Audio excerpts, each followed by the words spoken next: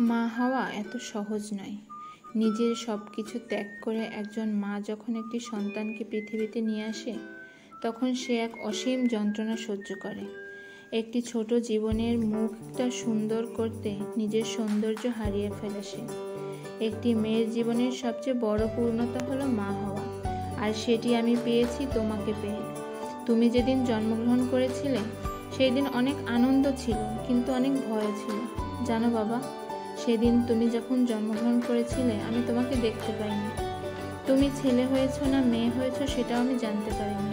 সারা রাতটা যে আমার কিভাবে কেটেছে সে একমাত্র আমিই জানি। তোমাকে নিয়ে গিয়েছিল অন্য একটা হসপিটালে।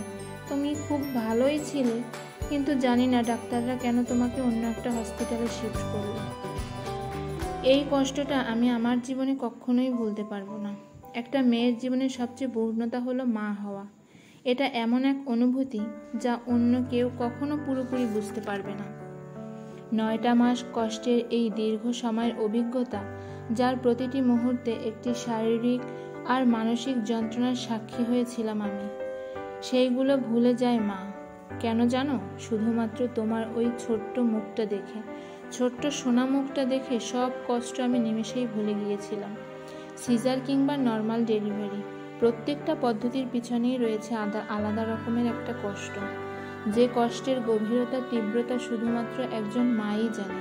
একজন মাই জানে যে একটা সন্তান জন্ম দেওয়ার মধ্যে যে কি একটা জীবনযুদ্ধ চলে, তা বলে শেষ করা যায় না। তোমার জন্য অনেক অনেক ভালোবাসা। তোমাকে আমি অনেক ভালোবাসি বাবা। তুমি জীবনে অনেক বড় হও সেই শুভ কামনায়, সেই দোয়া রইল তোমার প্রতি। আল্লাহর কাছে আমার একটাই চাওয়া, তুমি জন্মের আগে থেকেই আমি এটাই চেয়েছি, যেন তোমাকে একটা আদর্শ মানুষ হিসেবে গড়ে তুলতে পারি। আল্লাহ যেন সেই তৌফিক আমাকে, তোমার বাবাকে এবং আমার আশেপাশে যারা আছে সবাইকে দেয়। তুমি যেমন এখন খুব ভালো একটা ছেলে, বড় হয়েও যেন এরকম একটা ভালো, সুন্দর, আদর্শ মানুষ হিসেবে গড়তে পারো, নিজেকে তৈরি করতে পারো। সবসময় আল্লাহর কাছে সেই দোয়া, সেই শুভকামনা।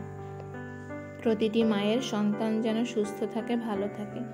আজকে এই তোমার জন্মদিনে আমার এই একটাই কামনা শুধু, ভালো থেকো বাবা, অনেক অনেক ভালো থেকো।